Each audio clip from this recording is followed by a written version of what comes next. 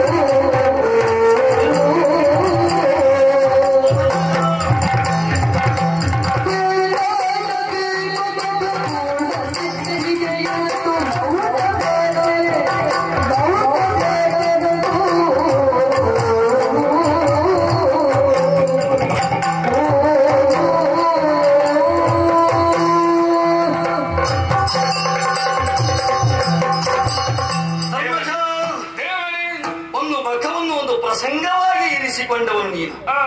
ಈ ಪ್ರಸಂಗದ ಪ್ರಾರಂಭದಲ್ಲಿ ಅನೇಕ ರೀತಿಯ ವಿಘ್ನಗಳು ನಿನ್ನ ಪಾಲಿಗೆ ಒದಗಿ ಬಂದದ್ದಿದ್ದಾವೆ. ಅದನ್ನೆಲ್ಲವನ್ನು ನಿವಾರಿಸಿ ಅವರಿದ್ದೇವೆ. ಆ ಬಳಿಕವೂ ಯಾಗ ಸಸೂತ್ರವಾಗಿ ನಡೆಯಬೇಕು ಎನ್ನುವಾಗ ನಿರ್ದೇಶನ ಮಾಡಿದ ಮೇಲೂ ನಿನ್ನ ಮುಖವನ್ನು ಕಂಡೆ ಅಂತಾದ್ರೆ ನನ್ನನ್ನು ಧ್ಯಾನಿಸಿದವನು ಮೌನ ಮುದ್ರೆಯನ್ನಾಂತುಕೊಂಡಿದ್ದೀಯ. ಕಾರ್ಯ ಪ್ರವೃತ್ತನಾಗಬೇಕಾದಂತಹ ನೀನು ಹೀಗೆ ಮೌನವನ್ನು ತಾಳ್ತೀಯ ಅಂತಾದ್ರೆ ಮತ್ತೂ ಈ ಪ್ರಸಂಗಕ್ಕೆ ಸಮಸ್ಯೆಯೇ ಬಂತೆ ಖಂಡಿತವಾಗಿ ಎನ್ನುವ ಹಾಗೆ ಪ್ರಶ್ನೆ ಒಡ ಮೂಡುತ್ತಾ ಉಂಟು. ಯಾಕೆ ಕೇಳಿದ್ರೆ ರಾಜಸೂಯೋತ್ಸವವನ್ನು ಮಾಡಬೇಕು ಎನ್ನುವ ಹಾಗೆ ನಾರದರಾಡಿದ ಮೇಲೆ ನನ್ನನ್ನು ಕರೆಸಿಕೊಂಡಾಗ ನೀನೇ ಕೇಳಿದಂತ ಮಾತು ಇನಿತು ಕರವೇ ಕೃಷ್ಣ ಯಾಗವನ್ನು ಪೂರೈಸುವುದು ಎನ್ನುವ ಹಾಗೆ ಜನಪರು ಪಟವೇ ಎನ್ನುವ ಹಾಗೆ ಅದನ್ನೆಲ್ಲವನ್ನು ನಿವಾರಿಸಿದ ಮೇಲೂ ಹೀಗೆ ನೆಲನೋಟಕನಾಗಿದ್ದೀಯ ಅಂತಾದ್ರೆ ಯಾಗಕ್ಕೆ ಏನಾದ್ರೂ ಕೊರತೆ ಆಯಿತೇನಯ್ಯ ದೇವಾ?